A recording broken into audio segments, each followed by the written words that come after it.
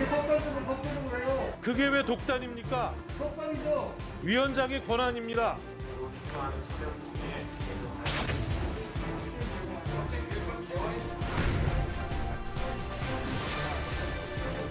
오늘 여론조사 보셨는지 모르겠는데 국민 60%가 김경수 대법원장 사퇴를 요구하고 있어요. 그리고 집권 여당의 홍보위원장께서도 사퇴를 요구를 했습니다. 그럼에도 불구하고 대법원장께서는 말씀이 없으세요. 대법원장의 문제이기 때문에 직접 좀 뵙고 말씀 좀 드리러 왔습니다.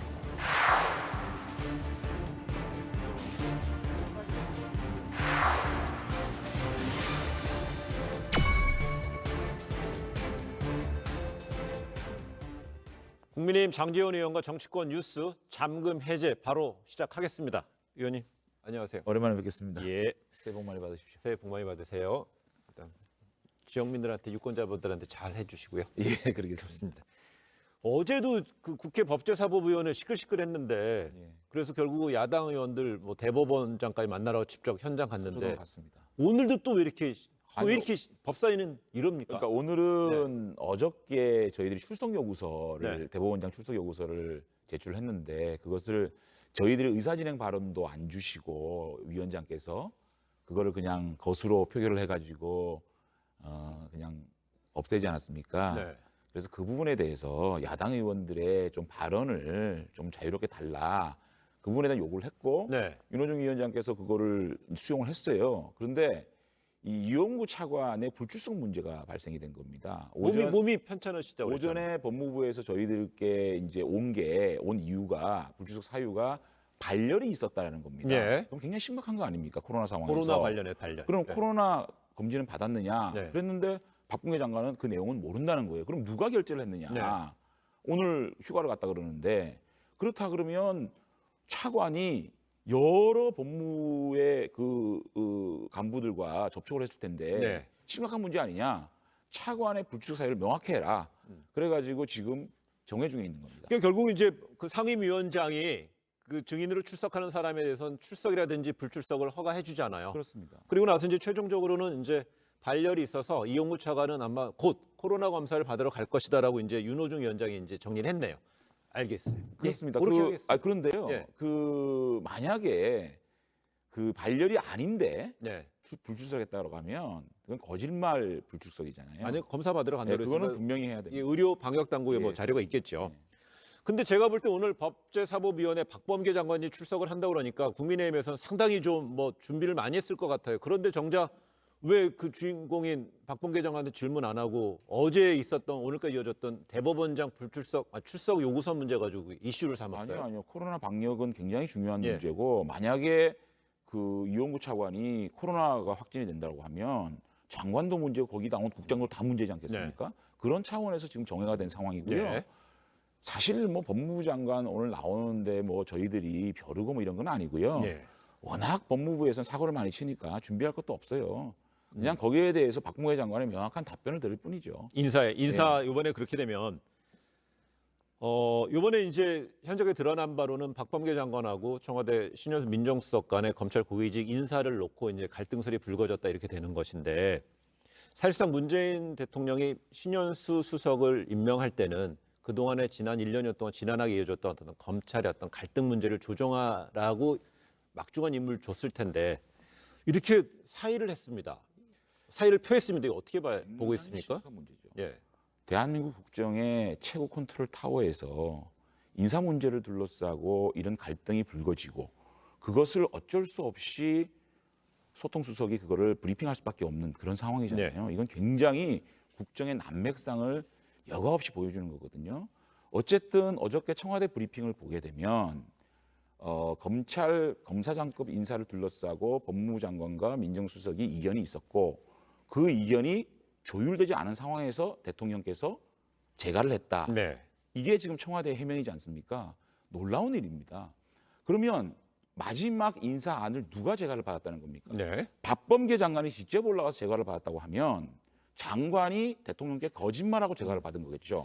그리고 만약 이광철 비서관이 민정수석을 패싱하고 재가를 받았다고 하면 그야말로 이거는 민정수석실 내에 암투죠. 네. 그렇기 때문에 그거는 결국은 대통령의 리더십의 문제와 직결되는 문제라고 생각합니다. 근데 대통령 리더십의 문제를 지적하기 전에 만약에 대통령하고 국정 철학에 대한 공유가 되는 핵심적인 인물로 꼽혔잖아요. 참모잖아요. 예. 핵심 참모잖아요. 핵심 참모가 만약에 인사 이런 부분에서 좀 불만이 있다고 그래서 대통령의 반려 속에서도 지속적으로 계속 사의를 표명하는 거는 예전에 이제 국민의힘도 정권을 잡았을 때는 이런 어떤 핵심 참모가 이런 식으로 대통령의 어떤 방향에서 계속 하는 건 반발로 보일 수도 있지 아니, 않을까요? 제가 볼 때는 이 사태의 본질은요. 내용의 문제를 가지고 대통령께서 결심을 한 문제를 가지고 신현수 수석이 반기를 든 게 아니고요. 네. 절차의 문제에서 패싱을 당한 것 같습니다. 이게 잘 아시다시피 신현수 수석은 추미애 장관의 비정상적인 인사를 바로잡겠다라는 인식을 가지고 들어갔는데 네. 그 과정에서 지금 명백하게 나타난 것은 이 재가 과정에서 신현수 수석은 몰랐다는 거 아닙니까? 그리고 누가 최종 결재를 맡았는지 모르겠지만 대통령의 재가를 받고 네. 민정수석이 모르는 사이에 발표를 해야 되니까 일요일 날 기습 발표를 한 거 아니겠습니까? 이런 문제가 발생된다는 게 있을 수 있는 일이에요. 그러니까 신현수 수석 입장에서는 창피해서 못 앉아있겠다는 거 아니겠습니까? 그렇다면 지금 상황에서는 뭐 여당에서도 이제 해법을 많이 청와대에서는 고민을 하겠지만 야당의 이제 법제사법위원회에서 이제 워낙 경험이 많으신 장 의원께 질문 드려보겠습니다. 지금 상황에서 이제 앞으로 검찰 중간 간부급 인사도 있다고 그러잖아요. 그런 걸 통해서 뭐 해법 마련, 신현수 수석이 좀 의견이 좀 반영이 되고 이 반영이라는 표현이 어폐가 있습니다만은 제대로 어떤 갈등 해법의 어떤 묘수가 나올 수 있을까요? 아니면 계속 안 좋은 쪽으로 쉽지 갈까요? 않을 겁니다. 아니에요. 왜냐하면 네. 대통령의 인식이 드러났거든요.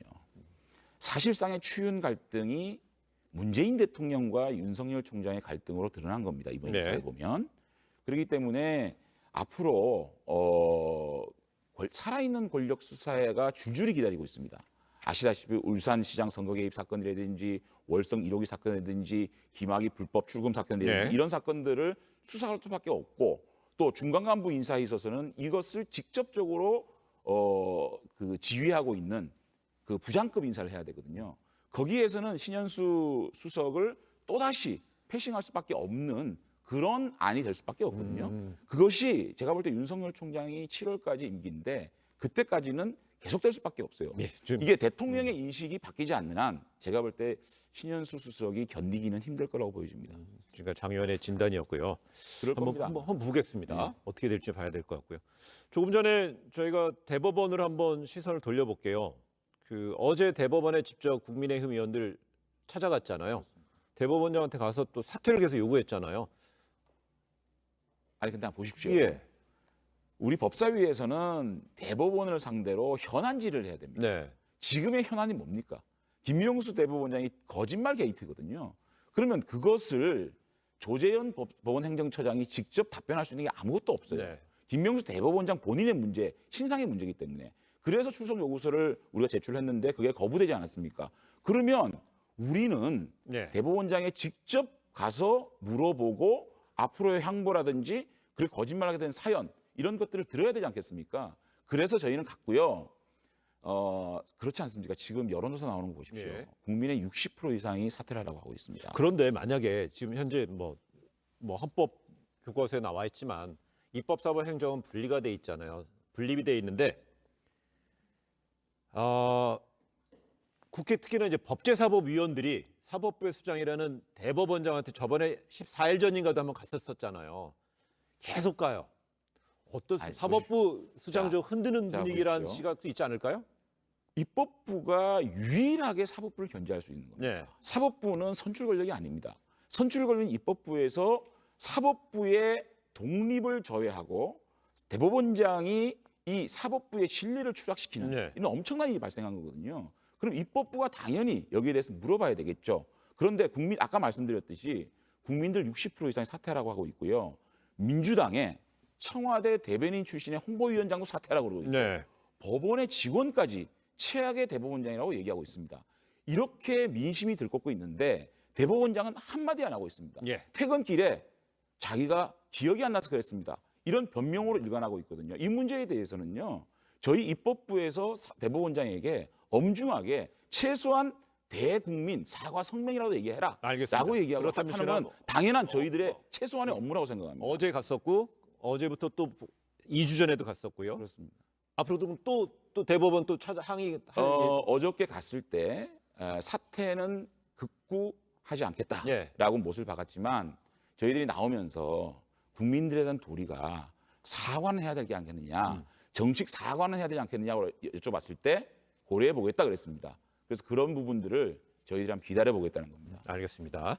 분명히 그 국민의힘이 대법원장까지 방해까지 찾아가서 이렇게 항의하는 것에 국민들은 찬성하는 국민도 있고 아니라고 생각하는 분도 있을 것 같으니까 제가 질문 저희들의 드렸고 최소한의 국민을 위한 도리라고 생각합니다. 알겠습니다. 야당으로서. 요 정도까지 할게요.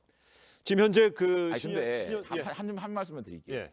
이쯤 되면은요, 대법원장이 국회에 나와서 상황을 설명해야 되는 거 아닙니까? 네. 국민의 대표기관 국회에 안 나오고 법원행정처장은 저희들이 정책적인 부분 외에는 질문할 게 없습니다. 네. 그럼 우리 국민들은 대법원장이 이렇게 거짓말 게이트에 쌓였는데 이거를 듣고 싶어하지 않겠습니까? 예, 알겠습니다. 국민들의 알 권리를 위한 예, 행동입니다. 장 의원님의 지금 이런 어떤 진단에 대해서 동의하지 얼마나 않으십니까? 설득력이 있는지는 우리 국민 여러분들이 판단하실 것 같고요. 우리 한번 저기 해볼게요. 지금 이제 그 신현수 수석이 갔을 때 이제 그동안에 이제 검찰 뭐 갈등 이런 부분에 대해서 뭔가 조정자 역할을 이제 기대한 인사였는데, 근데 이제 여당에서는 검찰 개혁의 마지막 단추라고 생각할까요? 이 중대범죄수사청 설립을 속도를 많이 내고 있습니다. 그동안에 검경 수사권 조정을 해서 6가지 큰 사건만 수사하게 돼 있는 것도 이제 다 떼내서 일로 보낸다는 거예요. 야당은 어떤 식으로 판단하고 있고 대응합니까? 근데요, 이 개혁이라는 거를 이렇게 난도질 치는 식으로 하면 안 된다고 봅니다. 단계가 있고 절차가 있고 네. 시기가 있지 않겠습니까?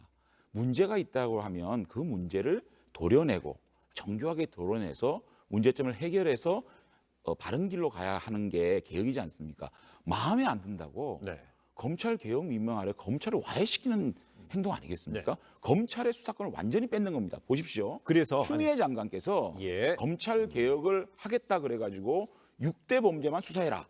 추미애 장관이 한 검경 수사권 조정 아닙니다. 네. 그거를 얼마나 됐다고 또 바꾸겠습니까? 알겠습니다. 그래서 저는 이거는 정치적 목적을 가진 검찰 와해라고 생각을 합니다. 그렇다면 그 야당에서는 어떻게 대응할 수 있는 구체적인 카드가 있나요? 이거는요, 경찰 개혁과 맞물려 있는 문제고 경찰의 수사권하고 지금 중수청하고 이게 다 맞물려 있는 부분이거든요. 그래서 경찰 개혁 문제와 현재의 검찰의 인력 배치를 어떻게 할 것인가 등등의 이 형사사법 체계를 근본적으로 흔드는 일이기 때문에 아주 신중하게 접근해야 된다고 생각을 합니다. 네. 네, 지금 예정보다 시간이 조금 길어졌지만 이거는 한번 그 질문할게요. 그 국정원의 MB 이명박 정부 시절 또 이제 국정원에서는 박근혜 정부 시절도 이어졌을 것이라는 어떤 사찰 의혹에 대해서 국민의힘에서는 김대중 정부, 노무현 정부까지 전수조사하자고 그랬습니다. 근데 일각에서는 궁금증을 많이 갖습니다. 저번에 그 이명박 전 대통령 구치소 갈 때 그 직접 그 논현에서 사저에서 이렇게 배웅하시는데도 얼굴이 지금 나왔었잖아요. 이 전수조사 이거 설득력 있습니까? 전 앵커님, 네. 이 정부 들어서 가지고 국정원 적폐청산위원회가 국정원의 하드까지 전부 다 탈탈 털지 않았습니까? 그때 안 나온 사찰 문건이 왜 이 시기에 지금 나옵니까? 시점을 문제 삼아요? 저는요, 이거는 네. 참 저열한 정치 공작으로 생각하고요. 그러면 DJ 정부나 뭐 YS 정부나 다 노무현 정부나 네. 어떤 일이 있었는지 다 까자는 겁니다. 근데 오늘 박민식 의원이 박민식 의원님, 박민 전 의원 부산시장 그렇죠. 예비 후보요? 그렇죠. 네. 그분이 신건 국정원장 불법 독청 사건을 담당한 주임 검사였습니다. 네. 오늘 발표하지 않았습니까? DJ 정부에서 1,800명을 사찰하고 불법 도청을 했다. 네. 자, 그렇다면 DJ 정부 때부터 우리가 거슬러 와야 되지 않겠습니까?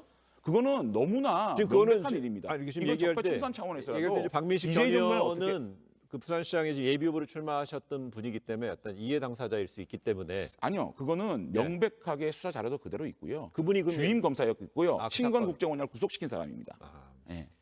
그러니까 그거는 굉장히 정확한 얘기고요. 예, 하여튼 오늘 그럼 조금 전에 좀 말씀하셨는데 박민식 전 의원이 주장한 부분에 대해서는 분명히 또 본인이 주장한 바에 대해서 주장한 바가 아니고 그건 팩트입니다. 알겠습니다. 사실관계를 수사가 다 파악해야 나와 될것 있고요. 같아요. 예. 그걸로 구속된 상황입니다. 알겠습니다. 네, 지금까지 국민의힘 장제원 의원과 뉴스온 인터뷰 여기까지 하겠습니다. 오늘 자리 감사하고요. 오늘 인터뷰 여기서 마치겠습니다. 예, 고맙습니다. 네.